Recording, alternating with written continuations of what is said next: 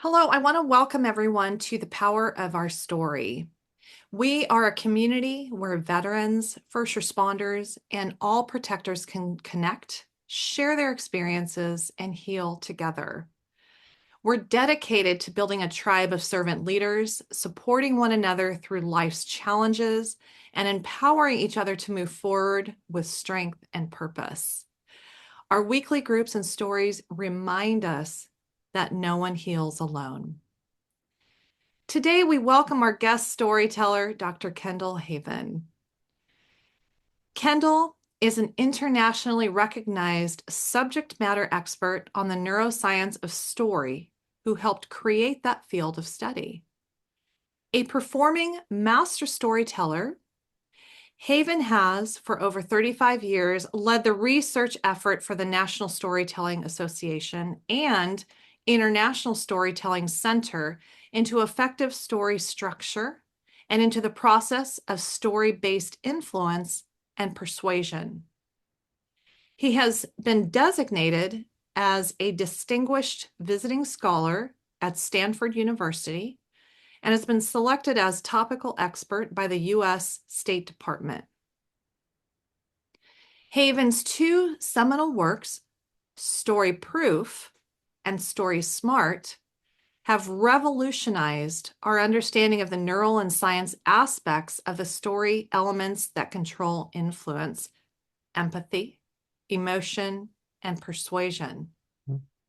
He serves as a story consultant to departments in various U.S. governmental science agencies and to the Singapore Armed Forces, as well as with numerous corporations, nonprofits, and educational organizations. So, Kendall, it is an absolute honor and pleasure to have you here today. Thanks for Wow. coming. Thank you. Thank you for that. It sounded very heavy and academic. The good news is, really, we're all storytellers, and you learned by the time you were about three, if not then, certainly by the time you were four, how stories work, how to manipulate the information into story form to serve your purposes. The problem is that you never lodge that information in your conscious brain. It, like so many other things that you do, got lodged in some automatic processors in your subconscious mind. So that when we go to say consciously, I'm going to share my story. I want to share my story. I want to help others heal. I want to share my story to help them. Consciously and in your conscious mind, you don't have access to your own expertise on story.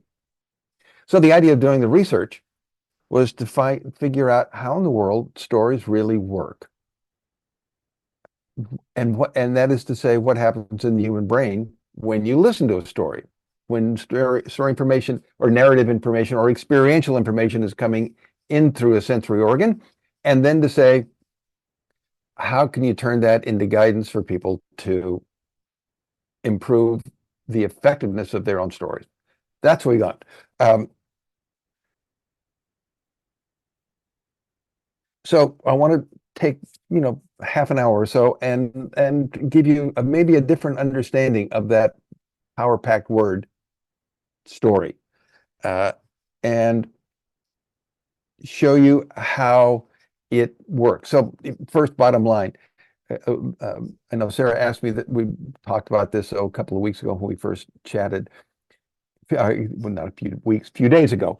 The question was, is there any proof that evidence that says stories can heal?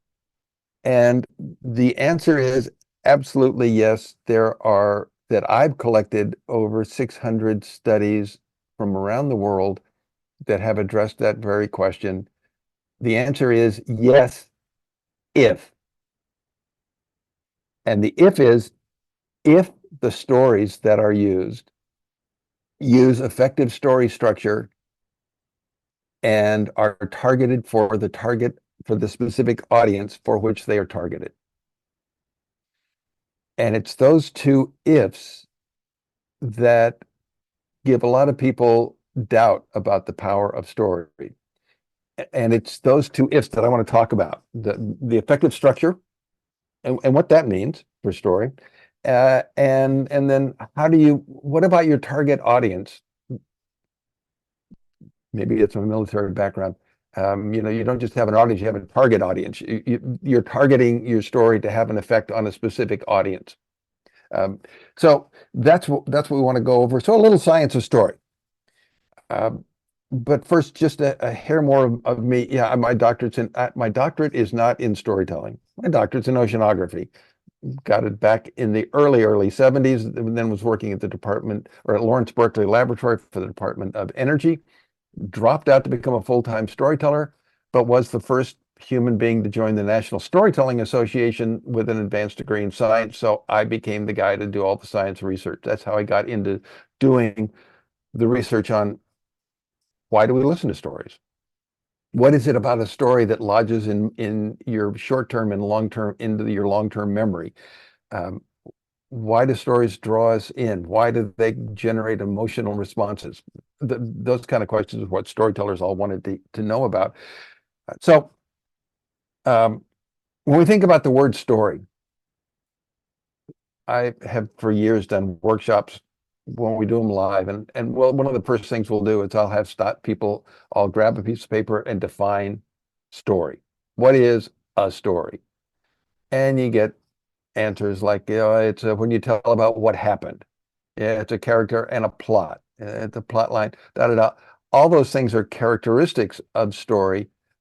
I say forget all of that. Let's look at story a different way. I want you to look at story as a representation of how your brain and the brain of every other person on this planet is physically structured to make sense out of incoming information, and then having made sense out of it, to create meaning from it. When we say story, that's really what we're talking about, is organizing information so that it enters the mind of our audience in a way so that it makes sense to them the way we wanted it to, and then it has meaning for them. It creates meaning for them that we wanted them to create. So effective story structure is that particular structure that has the greatest potential to elicit that response in a target audience. So what we're looking at isn't, when we really study story, isn't the story itself, it's the brain of the audience. And then reverse engineer the whole system. You know what you want to have happen in their brain. The question is, then what story do you have to tell in order to elicit that response inside their brain? This means that storytelling, sharing your own story that you think is your story to share, isn't about you at all. It's not even about your story. It's about the story that's going to form in the mind of the people you share it with. And thinking about what you want to have happen in their brain. What emotions do you want them to experience? What do you want them to get from this story? And organizing the story around those tools that you have in your storytelling toolkit that let you bring your story to your audience so that it has the effect on your audience that you want it to have. Storytelling is all about giving to the audience. And I've found that the best self-healing is somehow found through that process of trying to take care of the audience, not take care of yourself in that storytelling process.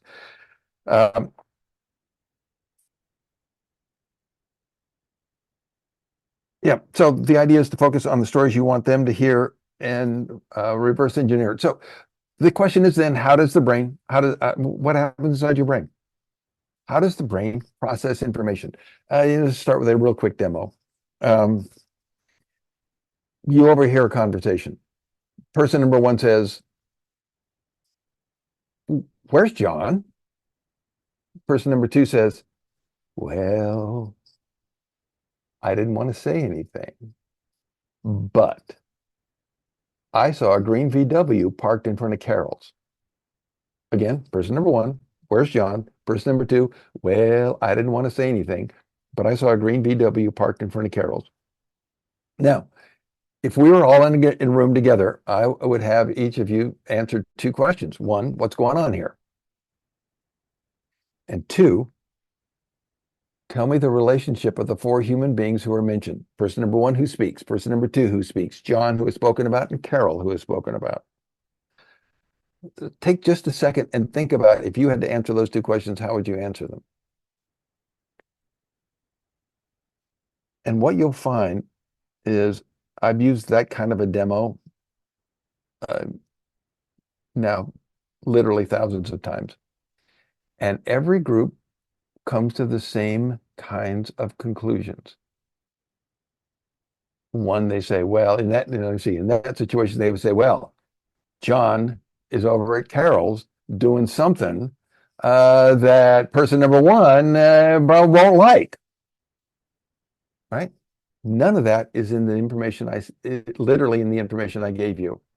It is all your storied mind created all of that information in order to try to make sense out of those two lines that I gave you. The assumption you make is if two lines come sequentially, information comes in through a sensory organ, it makes sense. And so you force it to make sense using story structures.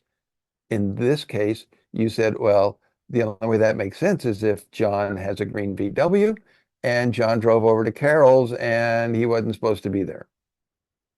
That's all your own invention. It is not at all in what I gave you. Know that every time you share a story, everyone in your audience is doing that exact same thing. And the story that they hear can be radically different from the one you think you're telling. And all of the understanding and the meaning that they get, the help and the healing that they get from that story will come from the version that's created in their minds, that they self-create based on the story that you tell, not on the story you actually tell. To become effective storytellers, the idea is to try to think always, what's going to happen in my audience, in my specific target audience's mind?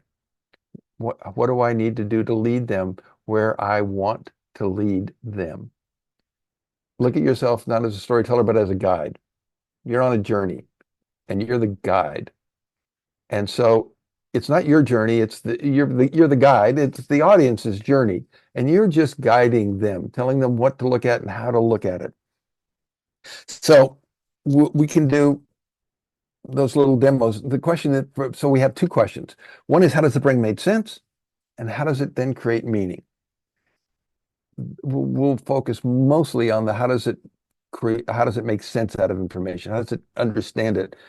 And that really exposes 8 essential elements of a story. And I'm going to walk through those. They're your prime tools. As you think about your story and how your audience is going to see it, it's these key elements. So let's start with another demo and build it up that way. He walked down the street, kicking up dust off the dirt road in his boots. He stepped up on the wooden sidewalk, paused, looked up at the sun, shook his fist and glared, took off his hat, wiped his brow, put the hat back on, paused in front of the next set of doors, pushed open the double doors, stepped inside. I'm making this up, so I won't go along, but it'll work as a demo. He nodded quickly at the person behind, the one person standing alone behind the counter to his right, turned to his left, past the first aisle, past the second to the third, stepped into the aisle. His hands began to tremble. He paused, letting his hands run across the cans in front of him. Canned peas, canned squash, And then almost as if he was hit with an electric shock, he jumped back in front of the cans of cream corn. Now, you hear that and think about the questions that you have in your mind. The ones that come up are going to be not more general, what's going on here, but why is he doing that? Why is he reacting? Why did he shake his fist at the sun? It's the why questions that jump into your mind, not the what questions. When we tell stories, we often want to get the plot down. We want to say what happened. We want to say what happened. All of the meaning, all of the real core information is in the why questions. So we want to look at the core elements that control the why questions. First question is, why is he doing, if we said, why is he doing this? There are two parts to it. One is a goal. We have a character. We don't know anything about him yet, just other than it must be male, because I said he. The question is, what is he after? That's a goal. Always, we want to know, what is the character after? What are they trying to do? And to make this story be effective, that goal has to be tangible. It has to be something physical. It can't be happiness. It can't be peace. It can't be healing. Why? Because those are too nebulous. We can't see we don't know what they look like. They look different for different people. We want to find a goal, something that is tangible, something that everyone can lock onto and say, character is trying for that. That's a goal. Sarah wanted a glass of milk. Character goal. What technically, a goal is what a character wants or needs to do or get in a story. The question is, why does she want that goal? And that brings us to the most powerful tool you have, really, that most often is underdeveloped and underappreciated, and that is motive. Motive is the information that makes a goal important to the character and relevant to the audience. This is where values, beliefs, attitudes, love, hate, prejudice, loyalty, those all serve as motives. So the question, what you have to know is, as you share a story, your audience is going to be saying, well, what's he after? Or what's she after? And why? And the why question is where they start to determine, what does this mean? How is this relevant to me? And what does it mean to me? So we have character, we have goal, we have motive. Sarah wanted a glass of milk because she was thirsty. Does that draw you in? No. Sarah wanted a glass of milk because, just go with this for a second, her son had a rare physiological ailment, and if he didn't get a glass of milk within the next 5 minutes, he was going to go into cardiac arrest and die. Are you more interested in finding out if Sarah gets that milk? Motive is an incredibly powerful tool. So what we want to know is, how are you going to communicate to your audience the motives that drive the characters in your story? You being one of those characters typically, but not necessarily. But they're trying to do things. The question is why, what drives them? And that's where we really begin to empathize with characters, where we begin to sympathize with characters, where characters become important. Isn't so much with the goal, it's with the motive behind it. Okay, so we got character, we got goal, we got motive. Sarah wanted to get a glass of milk for her son. So she went in the kitchen, got one. He drank it, he was fine. Not a very impactful story, right?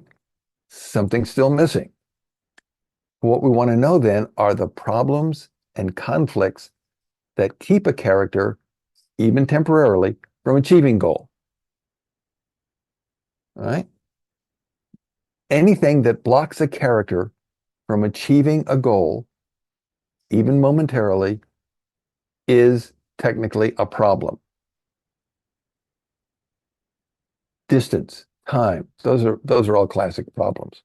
Um, Sarah wanted to go to the store and get a glass of milk, but she didn't have any money, and the darn store would not let her get a quart of milk on credit. Money, that's a problem. And conflict is a kind of problem. It's a subset of problem. A conflict puts our character in direct opposition to some other entity in the story. It can be yourself.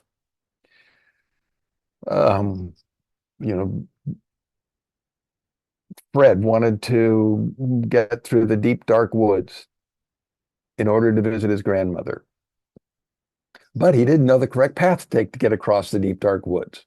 Problem. And it was getting dark. And in the dark, there were no lights in the deep, dark woods. Problem. And living in the woods was Toby the Terrible and his awful gang that loved to capture little boys, steal all their money, and rip their arms off. That's conflict. Conflicts tend to get a much stronger emotional response from audiences than do other kinds of problems, which is why we separated out conflict and have it as a separate category in the first place. They are incredibly powerful problems for the audience to look at a character facing a conflict. Why? Because we all have lots of those and we don't deal with them very well. And we want to watch other characters face conflicts, and maybe it'll help us deal with our conflicts better, right? Um, so we character problem. Uh, let's see. I now don't even remember the name of the boy that was going through the woods. But he met Toby the Terrible, and laughed at him, and and couldn't stand being laughed at, and so he ran away. Uh, Again, you might think there's no story there. There's no story there, because the power doesn't come from the conflicts or the problems themselves, but next category, from the risk and the danger that they create. Define those terms. They get misused and misallocated a lot in story terms. Risk is the likelihood that something's going to go wrong, the mathematical probability of failure. Danger is what happens to you when something goes wrong. Right? So let's take an example. You have to walk 50 feet on a very narrow beam. We'll make it 3 inches wide, 50 feet long. You have to walk the whole length of it. If you fall off, first you're calculating what's the likelihood that I'll actually fall off. And you think, well, how stable am I? We're all probably less stable than we were, and less agile than we were a half century ago. So you're calculating risk. What's the likelihood I'm going to fall off? And the next question is, how far is it to the ground? The beam is 3 inches above the ground. Well, now you don't care. But let's change and put it 500 feet above the ground, hang it over a craggy cliff, jagged rock, shark-infested water, wait for a hurricane to come roaring up the coast so the wind's blowing 115 miles an hour up there. And then if you could find some fool who would try to walk 50 feet on that beam, you could fill a stadium full of people who would gladly pay 20, 30 bucks each to sit down below and watch. Mathematically, risk times danger, if you can normalize those into on a 1 to 10 scale, multiply them together, risk times danger equals excitement, and you can measure in audiences' willingness to pay the link between excitement and that product, risk times danger, and their willingness to pay to see it better. And one measure of that is called excitement.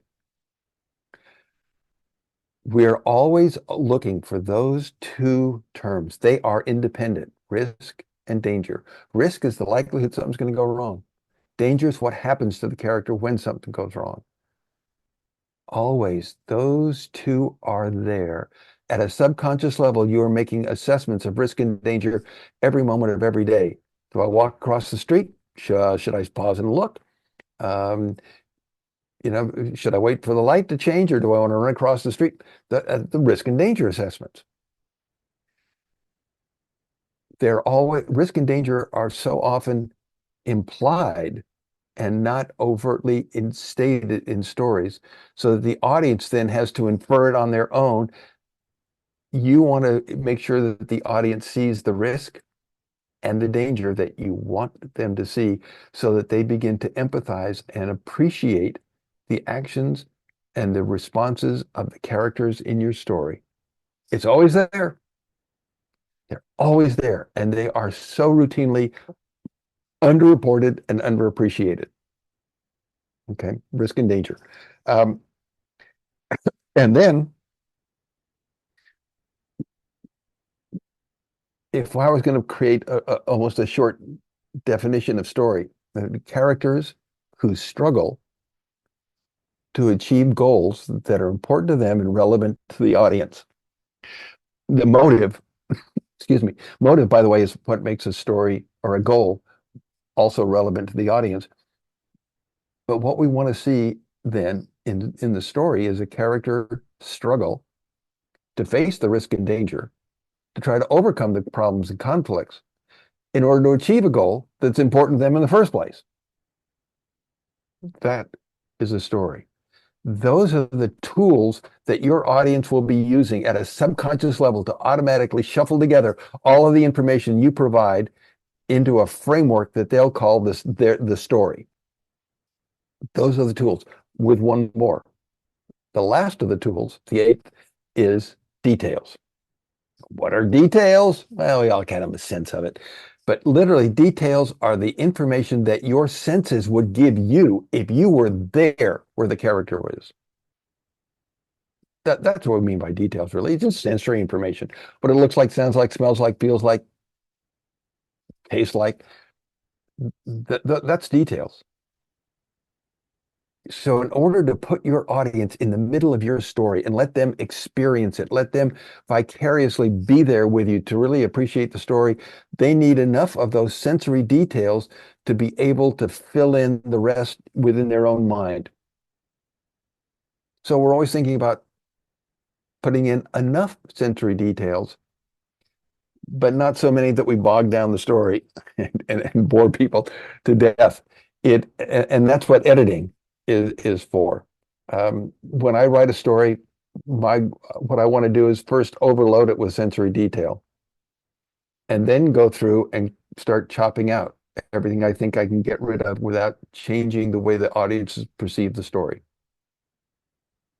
That's our job as the story creator, the storyteller, is to make sure that enough information is in the story so that they get it the way they're supposed to. And yet, not bog it down so that they get bored and their mind starts to drift off. We always want to keep them engaged. So that's one of the tensions. One good way to keep them engaged is make sure that they understand the risk and danger the characters are facing. Risk and danger create excitement. They also lock audiences into a story. Those are the elements. Characters. The character traits that make a character interesting and memorable. 2. Goals. 3. Motive. 4. Problems and conflicts. 5. They create risk and danger. 6. So that a character can struggle to try to face risk and danger, to overcome conflicts and problems to get to a goal, and then the details. That's it. Those are your primary tools as you look at your story and look at the audience that you want to share that story with. Think, how are they going to perceive these? Who are they going to think this story is about? It is, by the way, amazing how many times an audience or specific audiences will lock on to what you think, if it's your story, is entirely the wrong character. and care about the wrong character, so that at the end of the story, it's almost like they were in a different room listening to someone completely different and didn't get out of it what you were hoping that they would get out of your story. This gives you tools, specific tools to look at your story and say, okay, the way I view this story, who's the main character? Who are supporting character? Who's this really about? What's their goal? Technically speaking, the definition of a main character of a story is that character whose primary goal is resolved at the climax and post-climax point in the story. The climax of the story, technically, is defined as that moment when the main character confronts for the final time in this story the last and greatest obstacle that stands between him and goal. That obstacle could either be a problem or a conflict. That's the climax. Climax, you build toward that last confrontation. In many stories that are the real powerful ones, where the antagonist, the conflict is really an internal conflict, and the fighting is within yourself. It's almost like you become two characters, the character trying to do something and the character who's trying to block it, stop it. And there's that internal fighting. It happens all the time, right? Then it's that final internal confrontation when we then get some clarity and take a direction. That's the climax of the story. And the question is, after that, after a climax, there are two questions that the audience really cares about. Does the main character achieve goal? Yes or no? And how do they feel about it? And we want to know, how does the character feel about that outcome? Because that's where we're going to start to get our assigned meaning. So, those are the elements. Looking at them from the viewpoint of the audience. Let me give you about 5 or 6 questions to always have in your mind as you're looking at your own story through the eyes of the audience. They're going to ask these questions. First question the audience is going to ask is, who is this really about for me? That is to say, who do I care about in this story? Your job is to make sure that they're going to care about the characters you want them to care about, which means you got to share enough information about those characters so that they start to understand them as characters, important characters. Also, your other tools to do that is the character who holds the story goal, the big goal that's being talked about, is generally speaking considered the main character. So who's this about for me? And then why? So who do I care about? Who's this about for me? Who do I care about? And then why do I care about this story? We always have to get a tinge. It's that there's something here for me, or we will not pay attention. And so as you look at your story through the eyes of your audience, now I know this is sort of an internal exercise to do. Who are they going to care about? And why are they going to care about this story and want to pay with their precious attention and time to absorb this story and stick it into their memory banks? Third question would then be, how does the actual resolution of the story compare to what I expected and to what I most desired, how I would like it to end? I will guarantee, consider when you're listening to a story, pretty quickly you decide how you think the story ought to end, desired end, and how you think it's really gonna end. The meaning that you get from a story is going to come from the way the actual resolution point compares to those two. So as you look at your own story, think about, how does your audience, as they start to hear this story, where do they think it's going? What do they think is going to happen? What would they like to see happen? And decide if that's what you're delivering for them, or if it goes in a different direction so that the meaning also goes in a different direction. And then it's how do two different characters feel about the resolution. One is me, the audience. And the other one is the main character. I mentioned that before. Look at your stories through the eyes of your audience and ask those questions. And what always seems to happen is that the way you then tell the story, even if you don't consciously go through and edit and revise it, does get some revision, some refocusing, so that when you tell it, it's more powerful and effective and more influential with that audience. Those are the keys. Those are the real PowerPoints of story that I wanted to walk through. Um, and so let me stop there and let's open it up for questions or rebuttals. If everyone wants to say, "Oh, I don't think so," I don't know what you've been smoking, but I'm not buying that. Well, we can open it up for rebuttals and discussions as well as questions. But or your thoughts? How does that sound? How does that ring with your experience of you telling your stories and listening to stories? I'm I, going to jump I in. think it's Oh, Oh, okay. Yeah, I'm going to go ahead and keep this rolling, the recording rolling, because I think this will be great information, especially Janet's right there about to ask a question. I first want to say, Kendall, thank you so much. That was so interesting to hear the tools, the 8 elements, and then the questions that we should be asking ourselves as we tell our story. And Janet, go ahead, and I'll ask a yeah, question after. No, I just one thing because I've got to ask first. Kendall, your last name's Haven, right? it is.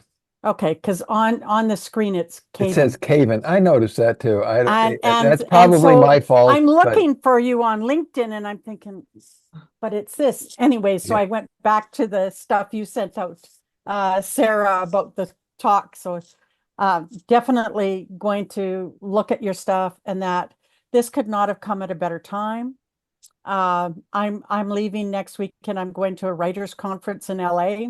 have fun. And I was just visiting a friend and she's got a title for a memoir and but doesn't think she can do it. So I said, okay, I'm going to be your project manager and we're going to get this done. So, Oh, but it's everything's so valuable that you've shared that I've got to go back and listen. I've made some notes, but I have to go back and put them in structure and listen to again. So that's the I'm great thing so about grateful recording you're it. here. Yeah. So thank you. Thank you very much. Perfect timing for me. Well, you're very welcome. Yeah, and memoirs are so difficult for a person, for the person who's writing the memoir to write because the difficulty is getting outside of your own head and looking at yourself through other people's eyes and deciding, how do I tell my story so that I communicate that story to another person so that they get it. Um, you know yourself far too well to write about yourself. And Exactly. And so, that's why you say you do your dump and then you have, that's why you have editors. Like editors, when I did my book, yep, I had 2 editors. I had a content editor and a yep, grammatical editor because yep. even after the book was published and then I did the audiobook, reading the audiobook and I narrated it, we Mm. still found stuff that that could be fixed. And Oh, yeah. so I just, that's so, so valuable. And I honestly, I'm blown away at the information you've given. So thank you. Yeah, I've done now 34 books. And the very first book that I wrote, which wasn't some of them were children's stories, children's books. Um, but the first one that was really on story work, I took home, shortly after it published, and because it's the first one of my books that my parents had seen. And I showed a copy to my mother, and she flipped it open randomly to a page and looked at one paragraph and said, "There's a spelling error here." And that's the first thing she said about my book. Killed it right I, there. do you know what? And I Yeah. just did that. My granddaughter, who's 23, I just went to a book signing, came home with the book. This woman's a Gold Star medalist, Canadian Gold Star medalist, had her book. My granddaughter, I says, here, you should read this book. And she reads the back of the book. She says, Grandma, there's a mistake here. She said the word should have been qualify, and she had quantity. Yeah, yeah. Right there, like it's just And And those are I understand that how it happens because that's happened sure. with me too. But it's just once you've been there and it's somebody else's, right? Like you could look at that all you want and you probably never Right. see it. No. So And that is the real value of editors is when you look at your own writing, partly what you see is what you intended to put on the page, not what you actually put on the page. Uh, and so story editor, story coaches in that same vein are very valuable, can be very valuable in listening to a story, even if you don't write the story down, listening to it and posing to you the questions that comes from somebody who doesn't know everything there is to know about the story. So you can look at it a little bit through the eyes of your audience. And often their questions are ones that you say, oh, of course, well, I know that. I could have put that in, but I thought it was obvious. Because it was to you and isn't necessarily to other people whom you want to influence and impact with your story. Yeah. Interesting. Paul. Well, first off, thank you so much for taking the time to be with us and sharing um, wonderful tools for understanding. Um, and one of the things that I noticed that you didn't mention, and it may be intentional, but um, I find that if somebody tells a story and it's not done with authenticity, people catch it. Oh, they do. And here's the problem with that. So we're now out of the creating the story or writing the story into the telling part. The telling part, it's a whole different aspect. It doesn't matter if you are authentic and sincere in the way you tell it, it's what the audience perceives. And that's the insidious part of it is I've worked with a whole lot of people who were telling stories almost for the first time, or the first time in a large setting, and were nervous. And what should have come across as, gee, I'm nervous, but this is a really important story, heartfelt story, came across as being glib or insincere. And so the audience responded to something that they perceived that wasn't at all what was really going on. Yeah, it is so difficult when you're actually telling live. It's the perception of the audience to the way you're telling it, and whether they think that you are, it's whether they think you even like your own story, or whether you're just doing something for rote. And you can say, I love this story, but I'm kind of nervous and I'm afraid I might not do a good job. But this is a really important story. This is the most important story I've ever told. And it doesn't matter. Doesn't matter at all. It's it's how they perceive it. Um, it's one of the curses of story, but the flip side of it is it's once they get that you are authentic and sincere and are engrossed in and in your own story and think your own story is important. As soon as they get that, they're locked in with you. They're there. They're living in this. That's what pulls them in so that they live inside the stories. Once they get that feeling, that perception of you and of your telling. I also will share a couple of things regarding presentation to large audiences. I find that in doing that, if you start out with a little piece of humor, that lightens the atmosphere and receptive to what you're about to say. And Usually, where yep. Okay, Go go ahead. ahead. Oh, I was going to say, yes, I agree. There are times I think it settles an audience and it settles the teller so that sort of that initial nervousness goes off. The only times I tend not, there are times when I tend not to do it, and that's when I want to keep that tension because that settling, it releases some tension. And there are times when I want to use and develop that tension. So there are exceptions to it, but in general, I agree with you that some humor, um, as long as it isn't at the expense of the audience, is a great way to settle them into being comfortable with you and also to make you thereby more comfortable to be there with them. Yep. You know, Dr. Peter Norton. I know the name. Okay. Well, he came to do a presentation one time to a fairly large audience at Orange Coast College here in Southern California. Mhm. He brings out a finger that is 4 inches thick, sets it on the podium, and looks up at his audience and he says, I think we're going to be here for a while. And then he puts the book away and says, well, never mind. We'll just talk about what I came to talk about. Yeah.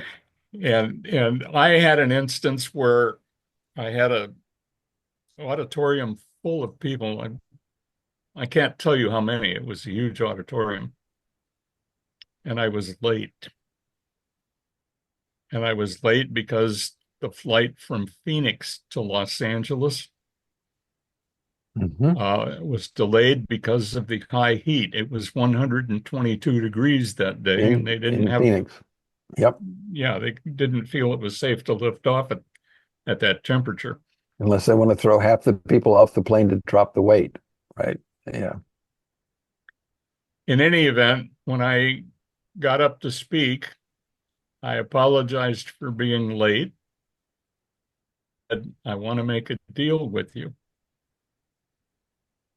This presentation is going to end on time no matter what.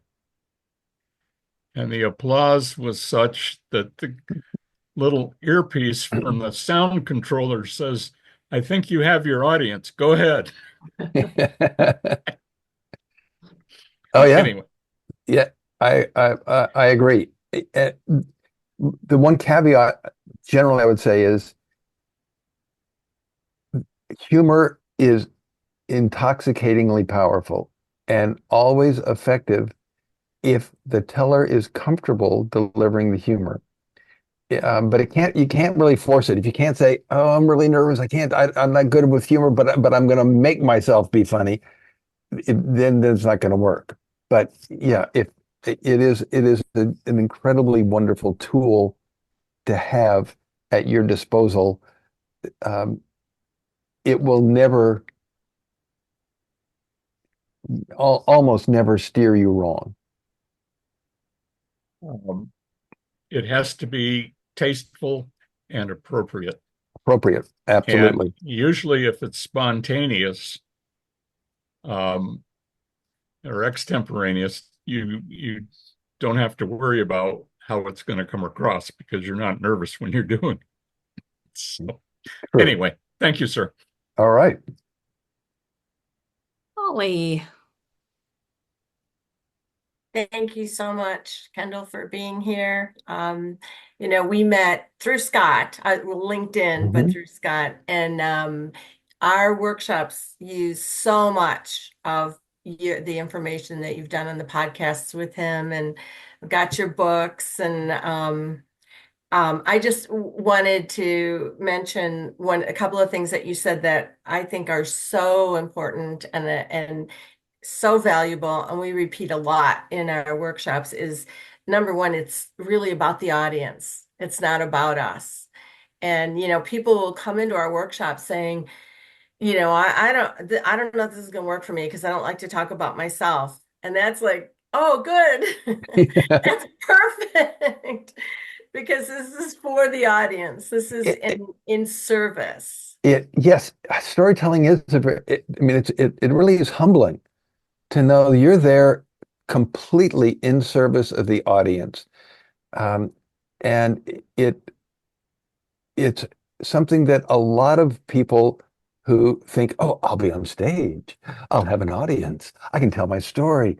And a lot of performing storytellers get in trouble on that exact point because it is a very powerful ego trip to be in front of an audience and have them seemingly in the palm of your hand. And it requires some discipline to remember that it really is a very humbling act of servitude. You're in service. You're not Service. you're not there for you, you're there for them. Uh, and to but if you can do that, if you can keep that in mind, it will always serve you well. We always encourage the people who I mean, it's people who don't get polished, who don't want it to be about themselves, that find it to be the most healing for themselves in the end. It's like, Yes. and that's how I think if it was a goal to get polished and comfortable on the stage, I would have been over it a long time ago. It's when you know you're making a difference for others, it gives you what you need then. So it's It better for us. far better. Yeah. Far better. Yes. And that somehow is um, I've never run into a teller who didn't feel that response from the audience, even though it's never verbalized. But if suddenly you can tell if you're making a difference to them, if they're perceiving value out of what you're providing, it is the greatest gift to get back that can possibly ever be offered. Yep. Yeah. The only other thing I wanted to touch on that I'm trying to think what it was you were saying that triggered this for me, and it has to do again with the audience. But one of the exercises that we do that I think reinforces something you had mentioned is we call it story buddies, where we pair people up and have them tell their story to this one person, and then that person tells the story back. Yep. And then you hear what your audience is getting. And so number one, oh, whoa, I didn't want that. And then the other thing, or you might find out they got what you wanted, but they didn't pick up all sorts of little details that you thought were so important that don't Yep. need to be there. So it kind of helps handle. So that's an exercise that Yeah. we've been doing. I do a version of that when I'm in workshops, and usually what I like to do is set it up in 3 rounds. So you'll do a one-on-one, and you'll tell your story, and they'll tell it back, and then they get then you in some way you flip it so that they get a chance to tell their story also, and then having heard this one person tell your story back, you get a couple of minutes to reflect on it, and then you go to a second person and do it again, and you get to a third person. And so if you can take the time to set it up for people to get to tell their story 3 times to 3 different people, and each time hear what the other person comes back at them with, and how the other person hears the story, that progression of getting to tell it and get the feedback, tell it again, get the feedback, tell it a third time, it makes just incredible progress in locking down this story and how to make audiences get the story that I want them to hear. And so, yeah, that's a very powerful exercise. And if you can take the time to let them, so that we eliminate the thought, because if someone doesn't get your story and does a terrible job of telling it back, there's a tendency to think, why did I get partnered with this person? This person, the worst storyteller. I had a great story and they blew it.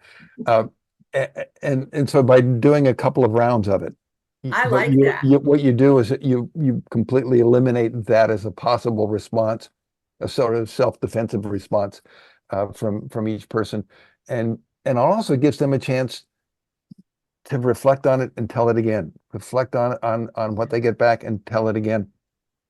So they really hone in on the essence of the story and what audiences need in order to hear the same story in their own minds. That's great. Thank you. I'm gonna bring that into our exercise. Somehow we'll fit it in to do it 3 times. That'll be great. How you encourage people to start this process. Like, should they journal it or go straight to the 3 different people to share and get the response? Or, yeah, how do you craft it at the beginning? My experience is that each person when I've gotten to work with individual people and in groups, different people are comfortable with different media. I know people who say, I want to write it down. I've always written, I've written things, I just want to write it down. Fine. Write it down first. I've known people that say, I just talk into a tape recorder. That's what I do. Some people want to just say it out orally. I encourage people at some point to go ahead and commit themselves to what they think is the best language for this story. And the only way you will do that is by having it fixed somewhere in writing. There are now 2 ways. There used to be you had to write it. Eventually you had to write it down. And then you can edit it, reword it. Now, of course, with computers the way they are, or you can say it into your computer and have it in your computer and have it show up as text in the computer. The thing not to worry about is grammar. Don't worry about the grammar. Why? We're assuming you're not going to publish this story in writing. If you are, then a whole different set of constraints applies. But if you're going to share this story and you're going to tell the story, spoken English and written English are significantly different. They're not totally different languages, but they are different grammatical structures. When you're telling a story, phrases are fine. Partial sentences are fine. Punctuation is there to control whether you stop and take a breath or stop and swallow. And whereas if you're writing, punctuation is supposed to control something that the audience is doing. So if you write it down, and I encourage people at some point to write it down because it commits them to what they think is the best language for the story. Write it as you say it. Don't say it as you would write it. Let the oral version be the controlling factor here. So I encourage them before they start to write. If you really like to write, go ahead, write. Otherwise, say it. Say the story. My favorite to do is say it into a tape recorder, because if you say it, just say it, and taking a shower, going for a walk, say the story and think, that was perfect. Oh, and I never will have that version written down. I'll never have that version again. And every time you tell the story, you'll think, oh, that other time was better, even though it probably wasn't. So I encourage you, record it in a way, but if you're going to tell this story, tell it. And when you're kind of comfortable with the story, telling it to yourself and listening to it, and then saying, yeah, and telling it, that's when to write it down. That's also when to start telling it to other people and seeing if it does to other people what you want it to do. And by that time, you'll be comfortable enough with the story so you can actually tell it. So there are no hard and fast mandates, but I've found the most successful progression is tell it to yourself some, tell it and record it some way, any way you can. You can do it on your phone. Open up notes and record the whole story that way. Any way you can get it so that you can get back and look at that version that you told, and then think about it. Do I like that version? I like that, I like that. And then listen to it or read it again, depending on where you recorded it, and then say, oh, if I was going to tell it again, I'd do this differently. This is what I do differently. That I liked. I like that. Keep that. Like, do this a little differently. And repeat that process, not necessarily jam it in and say, I've got an hour. I'm going to tell this story 10 times to myself and repeat it. No, over time. Yeah, do it. Let it sit for a while. Then tell it again. Listen to it again. See if it feels comfortable, if it sounds good when you listen to it. And then maybe make some notes. But at some point, when you think you got the story down, I find you're well served by forcing yourself to identify the specific language that you think is the best for telling the story. And again, if it's an oral story that you're telling, don't worry about the grammar, worry about the way you tell it and the way so that the written version is just a record of the oral version. But that way you've got a baseline version that's there. And if you somehow don't tell the story for 3 years and then say, I want to tell this is the perfect story, at least you can go back to that baseline version and pull it back up. And you'll never have to worry about, is the story going to drift out of my mind? Is it going to disappear? Because they do. So that's kind of the way that I think is the most effective. But even if you start writing because you like to write, you're a writer, remember that the written version and the oral version are not the same. And the oral version, because when you're writing, all that's there is the text.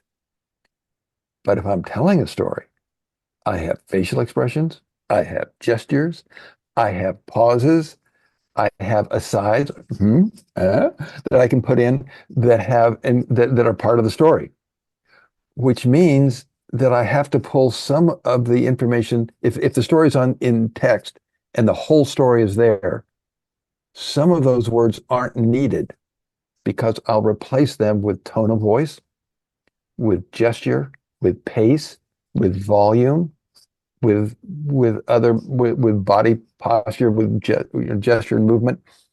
So to tell the same story orally, I don't need the same words that I would need to tell it in text. Yeah, that makes sense. Thank you for that. I appreciate that. And I just want to add something really quickly too.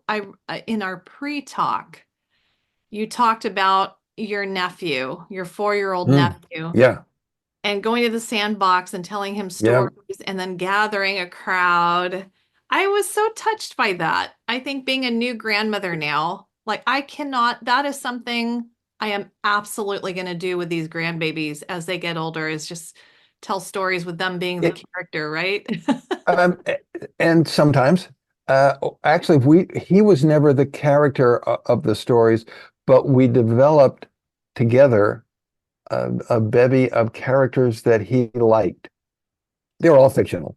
We never, and so that I would be making up stories about the characters. The nice part about doing that is, in order to make the characters interesting, if you have a different story, start every story from scratch, you have to invent all the characters every time. If we use a character that was already used in another story, what happens is that it's already a known, familiar character, and all I have to do to make that character really gripping is add one new bit of character information to the character for this story. It may be something they're afraid of, something that their favorite color, something that they like, that comes up in this story that just adds to the character, to an already known character. And that makes it a lot easier on me to tell her, to invent stories, Great. right?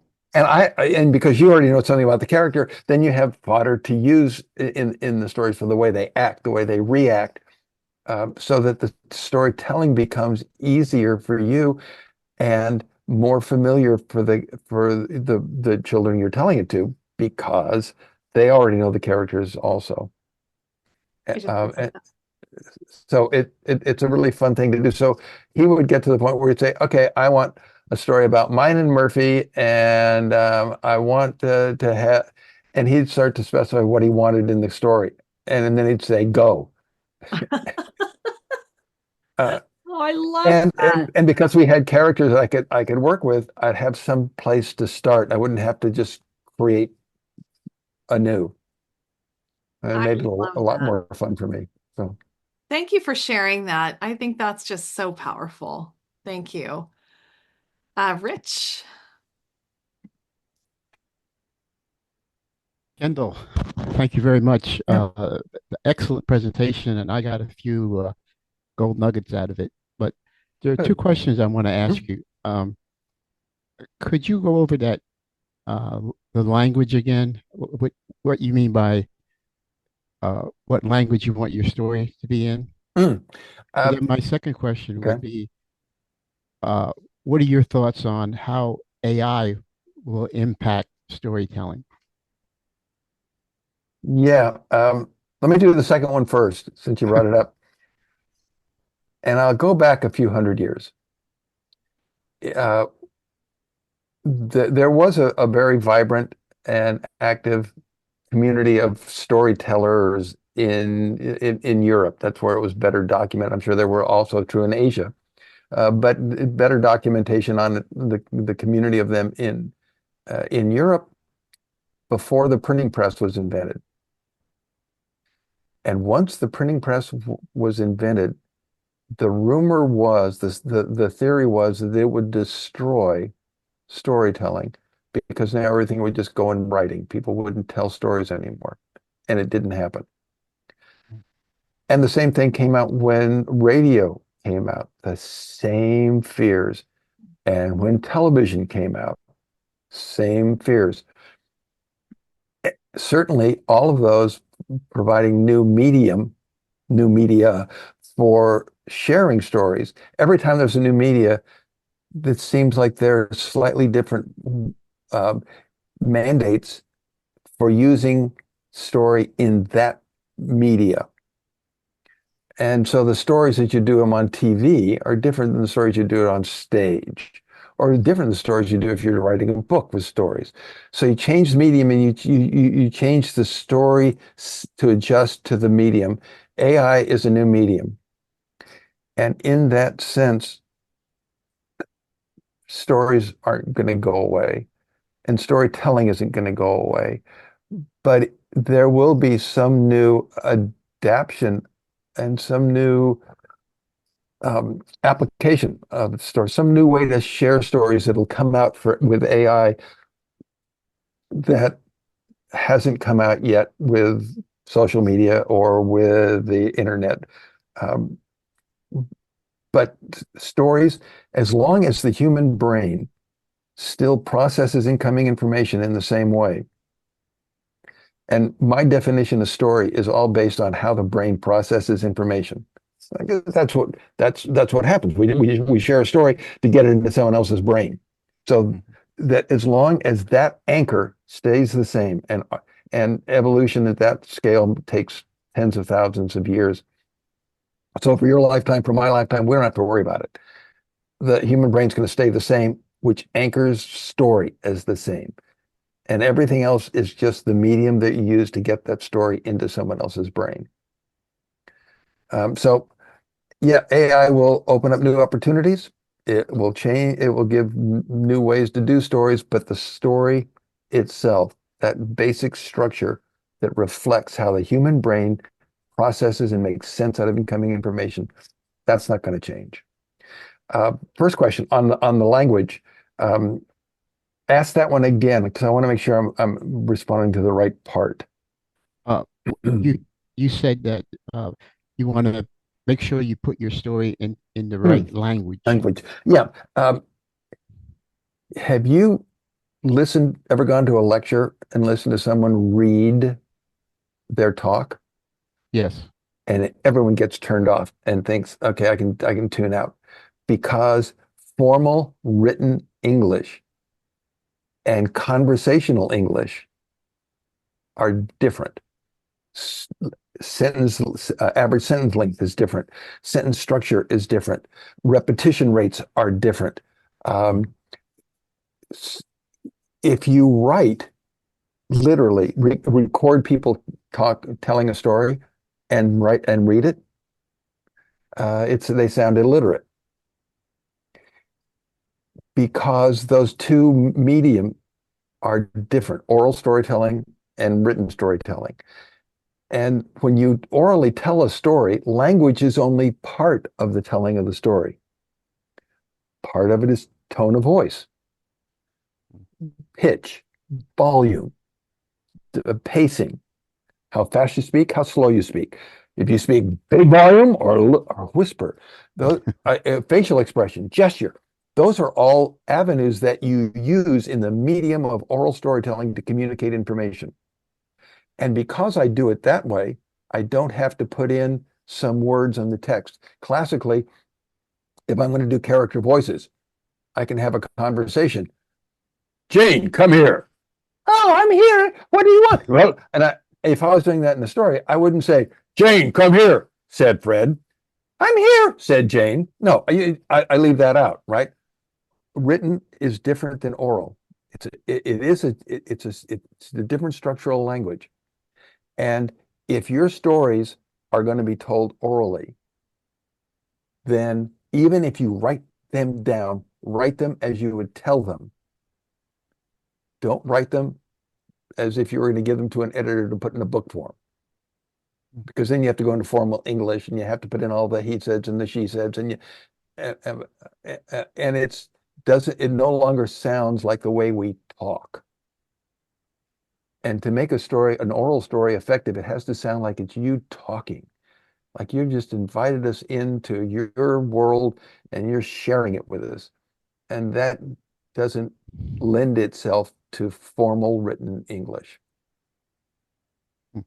Wow, that's good. You and I are in the same generation. Growing up, well, even into adulthood, we didn't tell stories because we thought that they were, bragging or whatever. Yeah, that's another. There are so many bad myths that. Yeah, don't you tell me no stories, boy. That's the one. Boy, you telling me stories again? Don't you tell me no stories.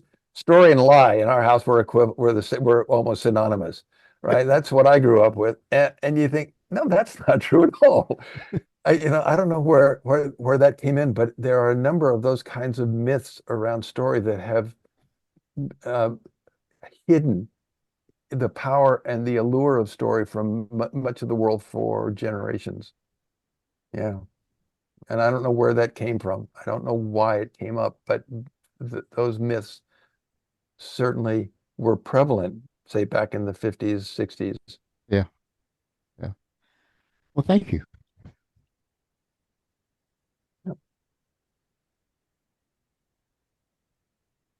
Other thoughts, questions? I have a couple of things I'd like to share. Is that I have a little tiny handheld recorder where if I remove the battery case, I can plug it directly into a USB port on my computer. And it creates an MP3 file, which I can then download into a Word document. Right. It is your spoken word, speaking of languages, and allows me to then go in and edit for grammar, blank spaces, that sort of thing, and generally clean it up. Very good. Very nice. Yeah, make sure that you turn off in your computer some of the automatic grammar and sentence editing tools so that you retain control over all of that writing. But yeah, I love those things, those kind of tools. Those are great. This is called a Denpa, DENPA, and I got it from Amazon. Very good. Haven't seen that one. Very nice. Now, the last thing I have to ask you is this, and I'm going to close with a little bit of humor. Would you mind helping me write my obituary? I'm not in a hurry, but I want it to be right. Yeah. Yeah, I always say, if I'm going to be there, if it's going to do an open casket thing, then I want to then I want to write it. If I'm not going to be there, by that time, I don't care. But interesting. Yeah, well, I I have I've done a couple of those kinds of talks uh, for different family members. And speaking of humor, there is no better place for humor than at a memorial service. Oh, if you can make them laugh, then they'll love it forever. So yeah, definitely, when you start writing that thing, you want it to be funny. You want to add in the humor because that's the best place for it. If this will encourage you at all, I'm going to be buried at the National Pacific Memorial at Punch Bowl Mm. in Honolulu. Oh, That's very where good. that's where I grew up. That's where my parents are buried, and Wow, my older kin who I are didn't no know they longer. were still uh, I didn't know they were still burying people there. My grandfather is there. He was in the Pacific during World War II and in Honolulu and lived there until he died in the 80s. But I thought Punch Bowl was now full, so they still have space in it. Good, very good. So it won't be an open casket, but But yeah, but uh, uh, it is the best place for a little late. I guess you'd have to call it, instead of stand-up comedy, you have to call it lie down comedy. But thank you, sir. Well, this has been a wonderful talk on something that everybody on this platform is so interested in. And again, being able to kind of get the core understanding of even how to share a story is just been so exciting, Kendall. Thank you so much. well, it was my pleasure, and it was a treat to be here with you. And yeah, stories are these incredibly magical things. When they resonate, they they re, they affect human beings in a way nothing else can. Um, and the tools for how to do it aren't magical. It's one of the glories of it. You don't need to go get a doctorate degree to understand story, to use stories to tell stories. You don't have to, you don't have to cloister yourself for 20 years in libraries doing research. I did, but yeah, but you don't need to. We all know that how they make them work, but it's thinking, shift your thinking into the mind of your audience. Be the receiver of your own story Mhm. and look at your story through those eyes, and you'll find that it is the truest, most loyal, and most trustworthy guide you'll ever have for deciding how to tell a story and what has to be in the story in order to achieve what you want to achieve. So That. with that, thank you all. And yeah, I've got to dash because I've got to get ready for the next little Zoom meeting that I have. We live our lives now on Zoom meetings. So, Stephen had his hand up if somebody missed it. oh, was there? Thank you, Doc. Yeah, great job. Very informative. So I apologize for the late introduction because I just told you my name. I thought we were on pre-show. So my name's Stephen Spellman. I'm a retired New York City Fire Department emergency medical technician. I'm a 9/11 survivor, and for many years, never thought I had a story. Basically, hid in the shadows like I thought I deserved. And without going into my story, I actually fell into a position where my little boy put me on a platform I had no choice of, and I started doing these memorials every year, standing in front of a podium and telling my story. And, it wasn't until I met Scott and Holly and the rest of the team that I was kind of able to take my diaper off and hang it up and realize that it wasn't really about me. Being a selfish human being, I always thought it was about me. And everything you said was like fell right in place for me. So these storytelling workshops I've been attending, and now been honored enough to ask me to coach them. It's really an honor. It's so correct. It's not about me. These last, I guess the last year, and I've been able to do this and step outside of myself, and thanks to people like you who've done the research. So I just wanted to make a quick introduction, say thank you for all you do. And thank you guys for having me on here. It's an honor. And thank you. Yeah. Thank you. That's my story, and I'm sticking to it. Yeah, definitely. Because we're going to stick to it, so it doesn't matter if you do or not, because we're going to say that's your story, and now it's out there. So now you are stuck with it. Correct. Thank you, Stephen. I'm glad that you shared. Kendall, I want to be sensitive to your time. Thank you so much, and I hope we can stay connected. This has been wonderful. Thank you. Very good. Thank you, and thank you. It was great to meet all of you, and good luck with your stories. And we will definitely talk again soon. Wonderful.